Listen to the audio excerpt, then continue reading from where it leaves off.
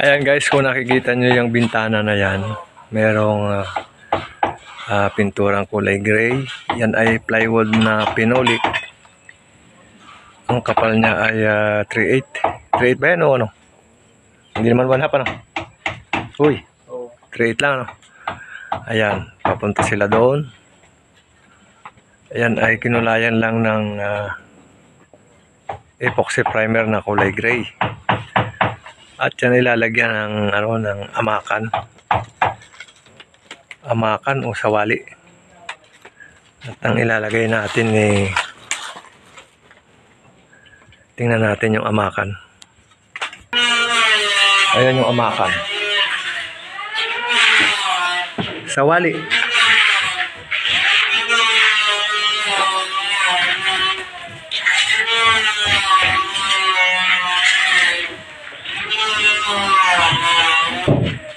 At yan yung ikakabit natin yung sawali niya. Maingay dito sa lugar. Lalayo tayo ng konti. At yan, pinapait na.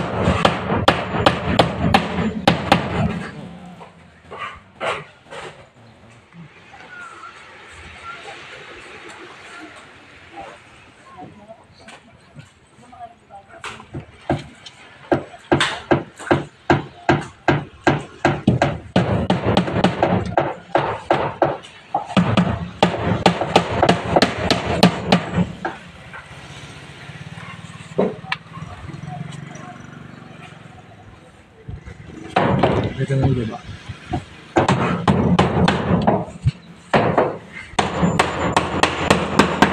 Ikot mo sa dagat.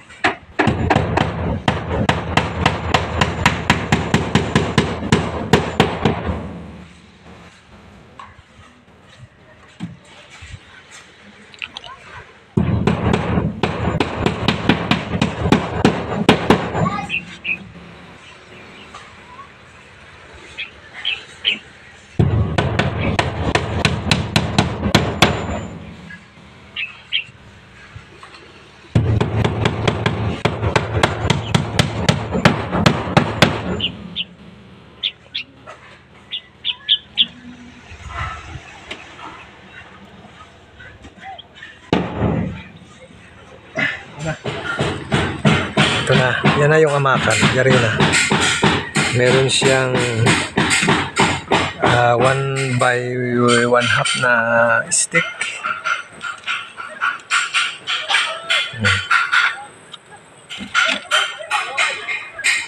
Ano tayo doon hanggang kabila. Tingnan natin. Medyo mahirap yung ating daanan eh. Ayan siya. May stick siya. 2 by 1/2. Ito. Tingnan natin dito sa kabila. Ito na, okay na.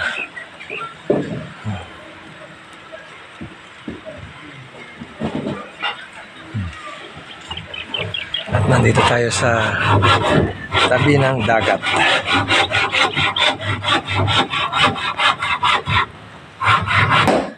Ayan guys, kung makikita nyo yan. Yan yung design niya. Meron siyang stick. Ayan, napakaganda. Yan yung amakan. Amakan at sawali ang tawag. Okay. Ang ganda oh. Kasi itong bahay ay medyo malapit siya. Nasa tabi ng dagat kaya medyo kinuha sa design ng ano, parang ano siya sa resort. Yun ang gusto ng may-ari. Okay guys, kaibigan, kung ikaw ay bago pa lang napadaan dito sa aking channel, paki-subscribe po, pindot na rin ang inyong notification bell para patuloy pong update sa ating mga video gagawin. At yun yung bahay oh, na ating isi-share sa inyo na talagang napakaganda yung amakan. Okay guys, maraming salamat at hanggang sa muli po ng ating patuloy na paggawa ng video. Patuloy po kayong sumuporta dito sa aking channel, Nilo Pet Malo. Okay, maraming salamat po.